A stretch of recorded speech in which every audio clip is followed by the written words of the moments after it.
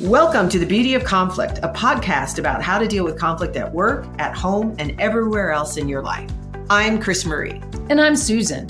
We run a company called Thrive, and we specialize in conflict resolution, communication, and building strong, thriving teams and relationships. Conflict shows up in our lives in so many ways. Most people, unfortunately, are not very good at handling conflict. Most people have never been taught the right tools for dealing with conflict. And then it leads to unnecessary friction, arguments, passive-aggressive emails, tears, hurtful comments, stuckness, all kinds of things we don't want. We're on a mission to change all of that. We spent the last 20 years teaching our clients how to handle conflict in a whole new way. We're here to show you that conflict doesn't have to be scary and overwhelming. With the right tools, you can turn a moment of conflict into a moment of reinvention. Conflict can pave the way into a beautiful new system at work, a new way of leading your team, a new way of parenting, a new chapter of your marriage where you feel more connected than ever before. Conflict can lead to beautiful things. Well, we are excited to have Peter Cullen here with us today. And Peter, when we were working with him, was a general manager at the Microsoft Corporation, and he was head of trustworthy computing. Now, he's since gone on to do many other things. But Peter, we want to welcome you here today to talk to us about the beauty of conflict. Thank you. Great to be with you. Yes. Now, can you tell us about your role and the team and the unique aspect your team played at the Microsoft Corporation? Yeah, it was, I think, unique to Microsoft, but I suspect is something that lots of organizations experience. And that is that, I ran 8 teams that each individually were responsible for a strategic direction of the company, but had to manage by influence. In other words, they didn't really have direct authority. And, this caused a couple of interesting challenges for them. One was that the leaders in particular of this org saw pain points in the 3 to 5 year out horizon, and they became kind of frustrated that it was difficult for the organization to see the same respective pain points. So for them, it created internal conflict as well. And I think that probably bubbled over into, their dealings with other teams who, they were trying to not only do certain things, but to compete for all of the other priorities that those teams had to do that. So there was, I'll call it at least a 2-dimensional opportunity for conflict to get created. Right. So Peter, even say what your team, what was the mission of Trustworthy Computing and how were you trying to help the customers of Microsoft as well as then influence the teams within Microsoft? Sure. To help? Well, Trustworthy Computing, the formation of it was Bill Gates back in 2003 realized that for, I'll call it the full potential of computing to be realized, it had to be viewed as trustworthy. It had to be secure, private, then came to also include things like accessibility and all sorts of other geopolitical sorts of issues. But, his view or his vision at that point was not just that Microsoft had to be viewed as trustworthy, but that computing generally had to be trustworthy. In other words, it was important that everybody, everything down I'll call it the computing stack, acted in a way that promoted trust or trustworthiness. So you can think about kind of an example of even making something accessible by default for somebody with a physical disability. It requires, not just the different parts of Microsoft from the operating system to the application, like Office, for example, to or Xbox, but it required, the content providers. If you're watching a movie, then, whether it was, closed captioned or whether it was able to identify an image and play a verbal or an audio recant for somebody with a visual disability, all of this stuff had to be integrated for it to be viewed as trustworthy and credible. So, my team worked with responding to what was either external risks and or external environmental expectations and worked to kind of help Microsoft develop the technology that met that standard. Okay. So if somebody was having a hard time, you wanted to make all the providers that built software for Microsoft make it accessible for somebody who couldn't see or couldn't hear or had a physical disability. So if you can think about it in today's world, we all have a phone, which is really not really a phone. It's a platform of which a phone is but an application. But you think about all the other apps that we use just in the small, simple area of accessibility, they all have to work in sync. Otherwise, it's a bad experience or somebody just can't get access to it. And that scenario extends to how secure the data is and how private the technology is actually functioning relative to the sensitivity of people's personal information. Mm-hmm. Okay. Did you have a question? Well, Susan? I was just thinking about, because I know on a big level, security and protection and that trustworthy piece, trying to keep the data safe and stuff, that gets a lot of press and time, especially these days. But I imagine because of some of the populations that you may be working with that aren't, there may only be a small percentage of people that this is going to impact. But because it's such a vital and critical role that these people have access because of a disability or some other issues, you've really got to be able to influence people. The rest of the business may not be that big a deal, but I would imagine that would be where you might bump between departments in Microsoft, like, Office 365, has got to be secure, that security and data piece. I can get that one, but maybe somebody on that team is frustrated that they have to actually do something because of a 1 or 2% of the population. I imagine that's another whole issue.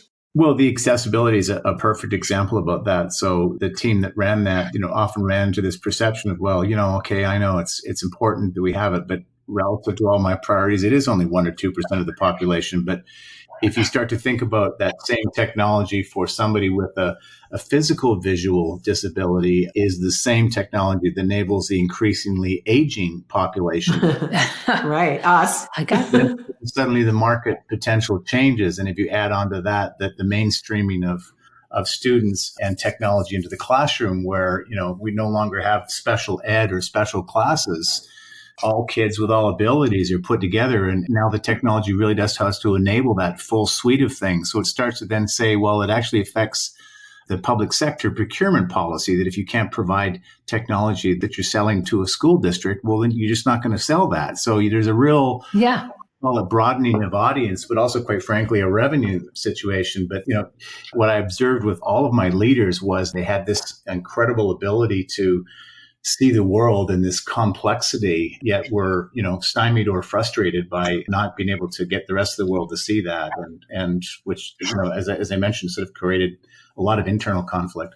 Yeah, I can imagine. And when you did bring us in, way back when, what was the impetus? Like, what was happening and what were you struggling with? What was the situation? Well, there were, I think, 2 core challenges. One is, based on some of the work I'd done previously, I just a huge believer that, effective teams were high performing teams. And so not only did these 8 sort of specific business units having to effectively team with other parts of the company, they actually had to team with each other because, for example, the same solution that was, going to solve a portion of the accessibility problem was actually being developed in another one of the business units around policy development or risk management. So, when you think of your own sort of, world of sphere as a vertical and don't necessarily realize both the power of teaming with other people or the necessity of it, you nicely avoid conflict. But of course, the minute that you have to kind of work together, you're asking people to, to stop and take do more work to make that effective. So, I think about high performing teams in that context as both a breadth and a depth problem. So that was the original goal of bringing the 2 of you in. Mm-hmm. It is true when people like, if I can just work in my little silo, it looks very efficient, but I miss all the synergies across with my peers and the larger impact we can have. It's almost like a race car that has to slow down around the turns to go fast on the straightaways. People are so resistant to slowing down to get aligned, horizontally on the team. But when they do, they can have such a greater impact. Oh, my goodness, yes. And at a place like Microsoft, I think, part of this is cultural and it stems from, the old software engineering credences, take no dependencies. When you're managing by influence and your success is determined upon that, you just have to do things in a fundamentally different way and both create tension in a way, but then manage, the other side of that, which at times can be conflict. Mm-hmm. Yeah. Now, what was your perspective on conflict prior to bringing us in? To be frank and honest about it, it was, avoid it. I'm as you know, I'm just a nice Canadian and we apologize for everything. And personally, this is kind of, where I had a huge realization too, is that my my kind of normal way of doing things is when, something gets really, really, really, I'm tense about it. I tend to move away from it and avoid it, keep quiet, as opposed to saying something that might, communicate how frustrated or how emotional I am about things. So I think I probably subconsciously did that personally, but I suspect that by extension, I just, when you start from a premise that everybody should just get along, then you don't sort of see both the power of conflict, but also, quite frankly, the need to kind of manage it, because left unchecked, conflict can turn pretty ugly pretty quickly. Mm-hmm. Yeah, it goes underground. People talk about each other rather than to each other. Yeah.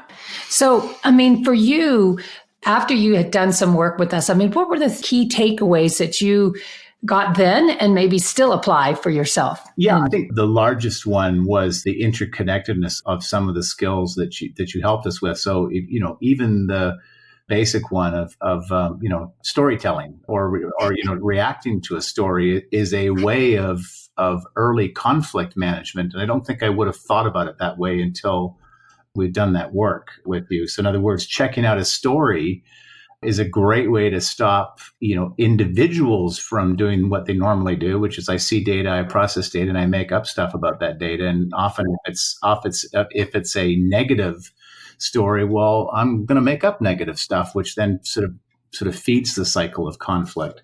And so I hadn't really sort of thought about the cross application of some of the skills that you helped us with, but that's one that immediately comes to mind.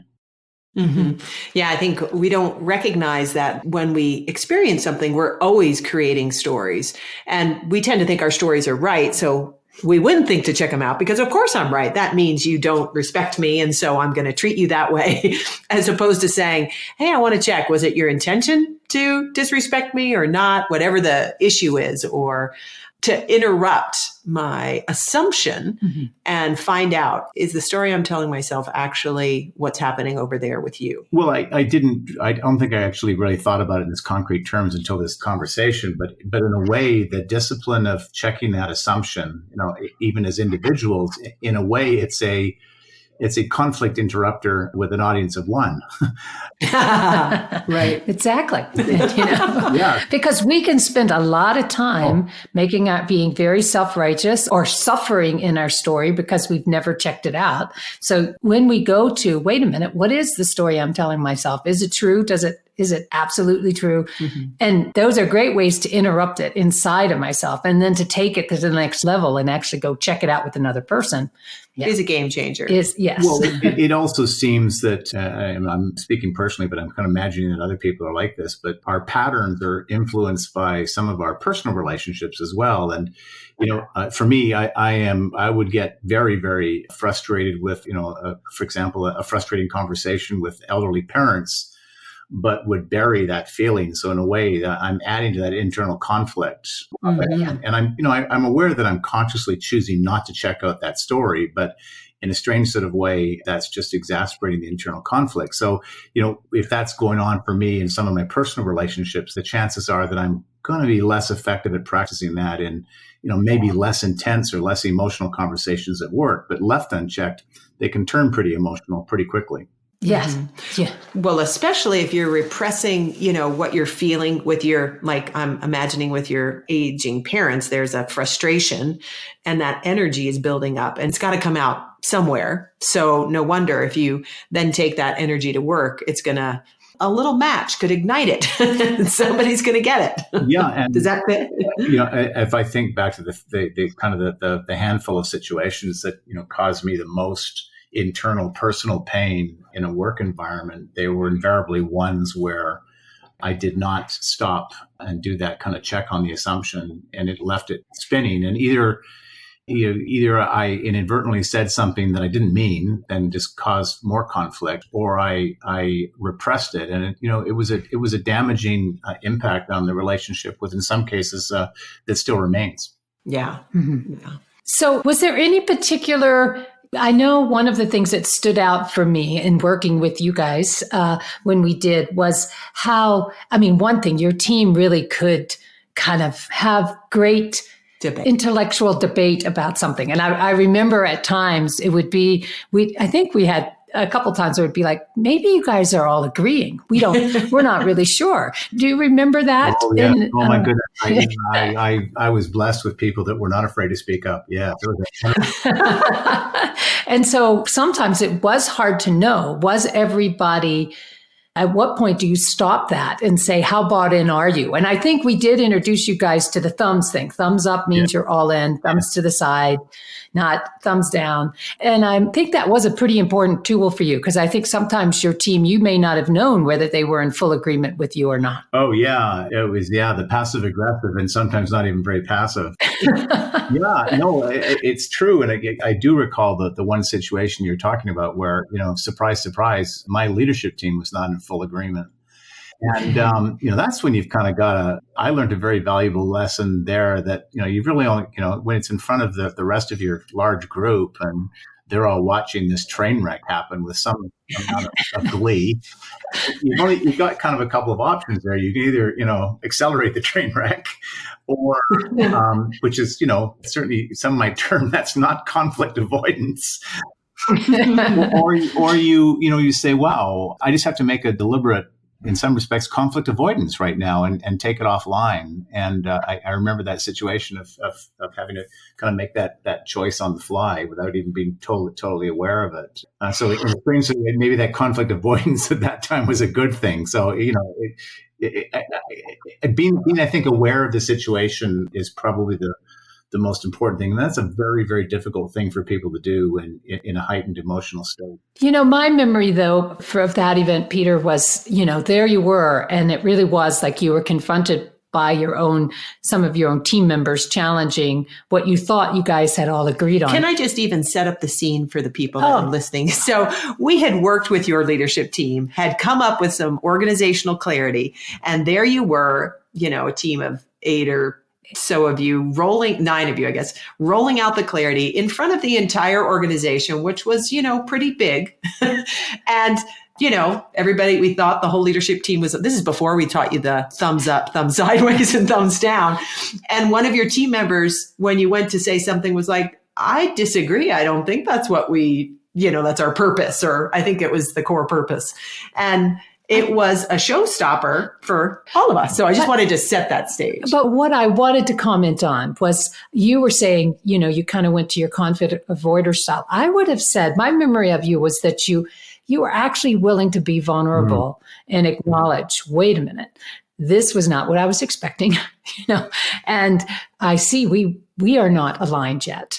So I actually remember you being more real and actually in that vulnerability got like, okay, I guess we're going to have these conversations right here and now. And in some respects, that required a great deal of curiosity on your part to be willing to kind of stand in that feeling of like, whoa, this was not what I thought was going to happen. And I think had a pretty powerful impact in the long run in terms of the buy-in that you got, not just probably more from the organization at that point, because the conversation became pretty real right there. Yeah. Yes, you're right. Absolutely. And I think that, too, kind of a macro point on that is that one of the things that I came to become more aware of was that, a conflict management tool can be something like showing your vulnerability. The old proverbial dog lies on its back to show its belly, saying, look, if you must go to my throat, but I'm, you're doing your own. I think that's really, really healthy in a way. But I think it did send a very powerful message to the rest of the org is, hey, you know what? We're watching a conflict take place right in front of us. We got front row seats to this, and it's actually okay to be open, vulnerable, and to say, hey, things aren't quite the way that presumably it was planned to be, and that's okay. It's okay to be open. Yeah. And I think you did get input from the larger organization. Then we re-met with the leadership team, and when you did roll it out, there was a lot more. Because the whole organization had been a part of that initial discussion, I think there was a lot more buy-in. And you were clear whether we really did hash out the different opinions when we met more deeply with the leadership team. So I think it's more. It's true, but it's interesting that you should kind of remember, or that you reminded me that, we did the thumbs up, thumbs down, some sideways stuff afterwards, because in some respects it would have been super to have had that beforehand for the simple reason that, that one little episode although not intended the way it ended up, I mean, it cost us a significant amount of time and effort to have to kind of redraw that. So by not getting alignment, not having the tools to get alignment and or deal with any conflict, it created a pretty substantial amount of unnecessary work. Mm-hmm. And I think, this happens to leaders all the time, because I think what happened is we were going to have like a pre-meeting before the organization, but I think leaders tend to assume, not just you, but tend to assume, head nods, we've got people on board. And a lot of times as people marinate on things, or maybe they didn't feel, brave enough to say it in the meeting because they just hadn't had enough time, and it kind of percolates and then squirts out. So I think this is an important, sometimes we think we're being efficient when we're like, okay, let's just go ahead and have the meeting and talk about this clarity, versus really, we want to make sure we're all on board. Is there anything else? Because I think that just slowing down a little bit more, creating that alignment, because it's clear. If you don't, it can create a lot more rework in the long run. Well, and I think the key piece here too is, especially with the team that's pretty good at debate and talking about ideas, and to really do that thumbs up, thumbs sideways, thumbs down, because anything less than that, people can even sound like they're agreeing, but that actually makes you you're either all in, only partially in, or not in at all. And it's very visible in each person. It's pretty quick too. Yeah. And then you can go to this, well, okay, why is your thumb sideways? We got to talk. And you folks got really good about doing that after that. Yeah. Tell me where I'm wrong, Peter. No, you're right. But it took practice, because in a strange sort of way, that thumbs up, thumbs down forces a declaration. Yes. And, that was an uncomfortableness for some of my leaders at some points in time, that, it's sort of shit or get off the pot type of thing. It's exactly it. It does. But it's so very powerful. But I think the other interesting element of that is, so let's imagine that in this case, that one of my leaders that decided that to not speak up like he did at that meeting, the rest of the audience sees that anyway. So if it's not 100% alignment, and there's some nonverbal indication that I'm not saying anything, but I'm really not totally on board, that's in a lot of respects actually more damaging. Yeah, I agree, because it kind of goes underground, and then it's talked about behind closed doors. People are interpreting it, and yeah. I mean, I think that's why. So as adults, we don't necessarily need to get our way, but we do need to speak up and feel heard and considered. And at least he was in that very public forum willing to say he disagreed, so that things could get cleared up. Yeah. But it also, if I remember correctly, it also gave license for other members of the group that were, in this case, seeing it for the first time, and were having a little challenge to it, to also to speak up. So it was right. Overall, it was a great output, I think. Although painful, ride. Painful. Yeah.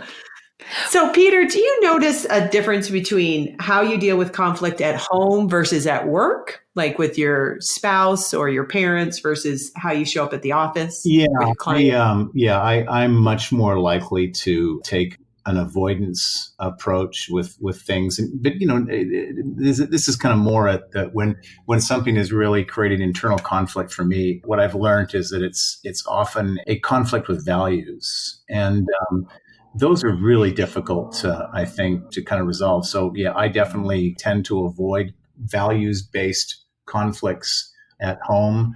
My, experience, unfortunately, there haven't been too many of them. But when I have a really escalating conflict, I have had an escalating conflict with somebody at work, it's usually about a values-based thing. So then maybe there's a hierarchy of conflict, like your experience that you would, but for me anyways, personally, the values ones are the toughest ones for me to resolve personally, let alone to take some action against it.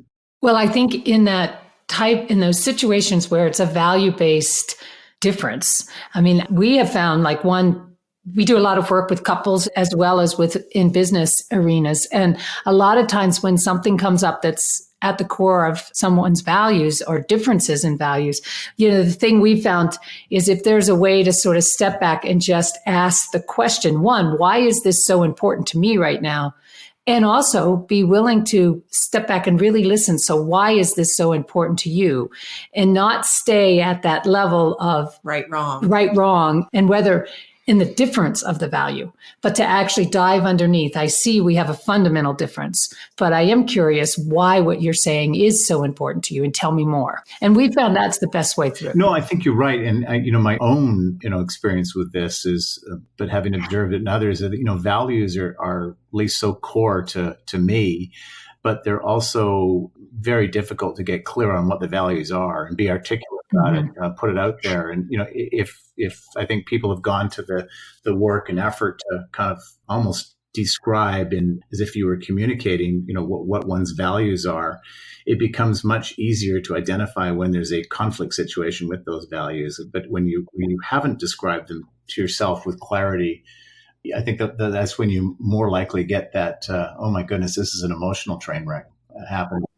And those can happen at work, clearly, particularly when it, comes to the way that people either are or perceive to have been treated. For sure. And, I think stepping in, if someone can, this is why we actually like sometimes to have what can seem, we encourage leaders not to tell people to take that offline, because sometimes it never gets resolved. But the other thing is, if people have real deep emotional stuff around something that's coming up, they're really not going to resolve that. And sometimes the team can hold, someone on the team can maybe able to ask that question. Why is this so important to you? And help me figure out how we can support you, realigning. Because often when two people who are at odds can hear each other talk about why it's so important, something can shift. It's about connecting at a deeper human level that really, if you slow it down and not try to get to a solution, and if you can, I think, and if there's a third, somebody else, like the team can hold a container and somebody can reflect back, well, this is what I hear you saying, Peter, and it sounds like this is why it's so important to you. And Fred or Mary, this is what I hear you saying. And underneath that, it seems like this is really what's going on. Because you're right, Peter, when you bump into those situations where you're like, I just can't believe this person, it usually is hard for me to articulate why I think they are so utterly wrong, because it is hitting one of my values that I may not even know. Like, I think it's just, that's the way things should be in the world. How could this person be so different than me? Oh, and I think it also can tend to create conversation at a level down the stack as well, that we're going to argue about words, or argue about, intent of a sentence, when, what's really underlying this is a core kind of conflict with values.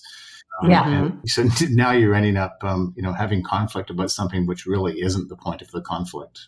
Well, it definitely is getting underneath, because that's the only way you can actually see each other as two humans, versus that top layer, which really is not what the conflict's about at all. I think that's what you're saying. Yeah, absolutely. In an ideal state, it requires kind of both being aware of what's going on, but also being a somewhat dispassionate observer about what's going on. Because if you're a dispassionate observer, then you stand a greater chance of saying, wait a sec, there is something going on here, and I want to check that out a little bit before this escalates into a kind of a much more damaging level of conflict, which is more difficult to recover from.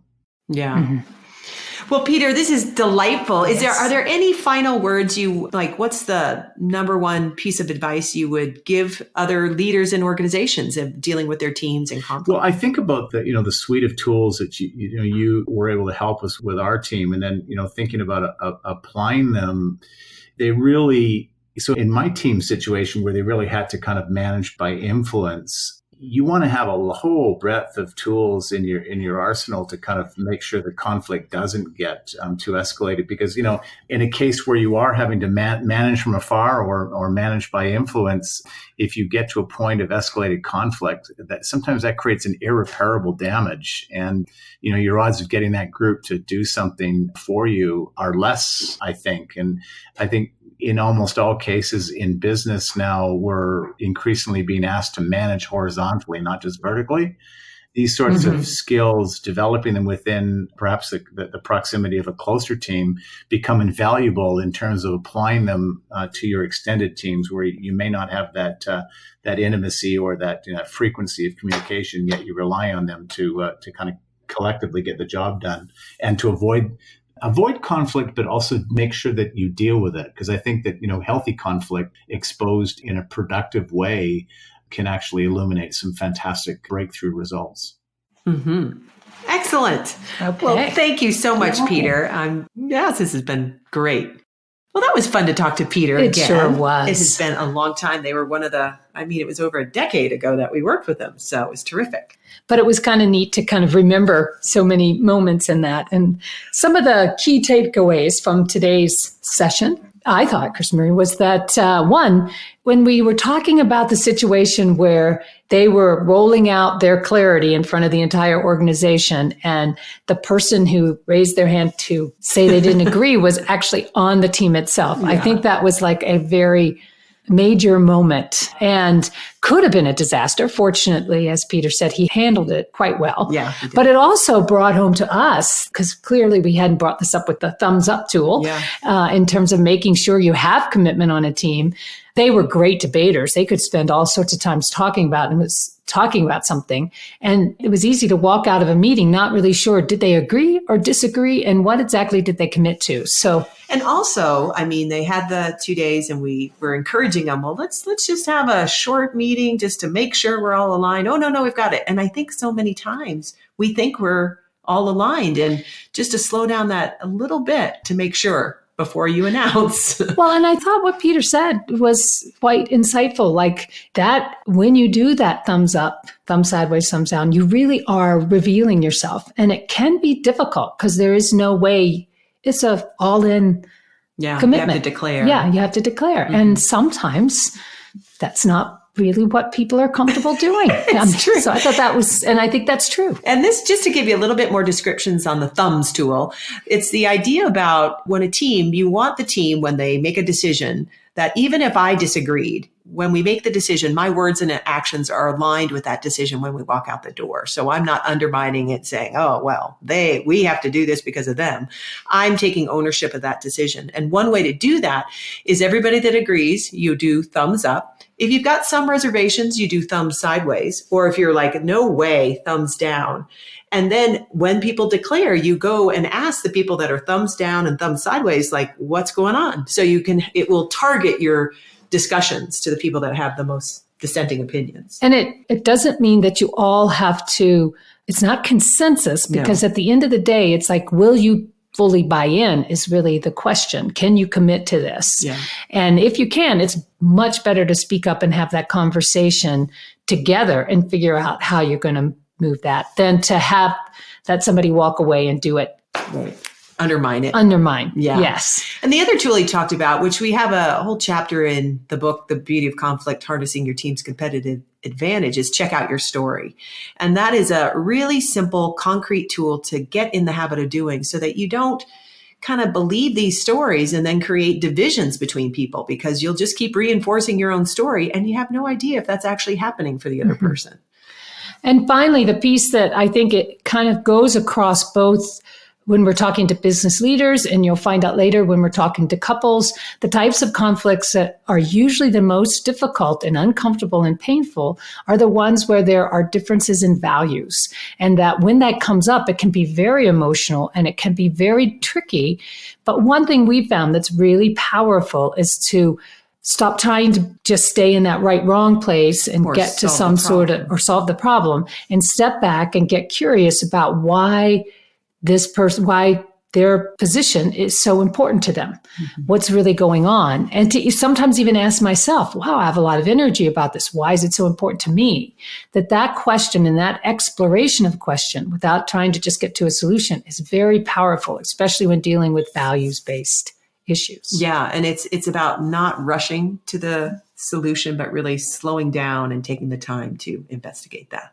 Okay. Well, this is delightful. Yes. Take care. Bye. Well, thank you for listening to the Beauty of Conflict podcast. If you're dealing with a difficult situation in your life or work, remember, every conflict is a chance for you to be vulnerable and curious and find creative solutions that you hadn't considered before and make your situation even better. Beautiful breakthroughs can be born out of conflict. We've seen this happen thousands of times over the last 20 years, and we know this is possible for everyone, including you. We're grateful you listened to this show, and we're rooting for you. And if you enjoyed this show, please tell a few friends and/or post a 5-star review on iTunes. Your review helps new listeners discover this show. More people listening to this show means less friction and arguing and suffering out in the world. So that's a great thing for everyone. Also, visit our website, thriveinc.com. That's THRIVEINC.com to read our articles, join our newsletter, buy our books, and learn more about the services that we offer. Thanks again for listening. We hope you have a peaceful, productive, and beautiful day.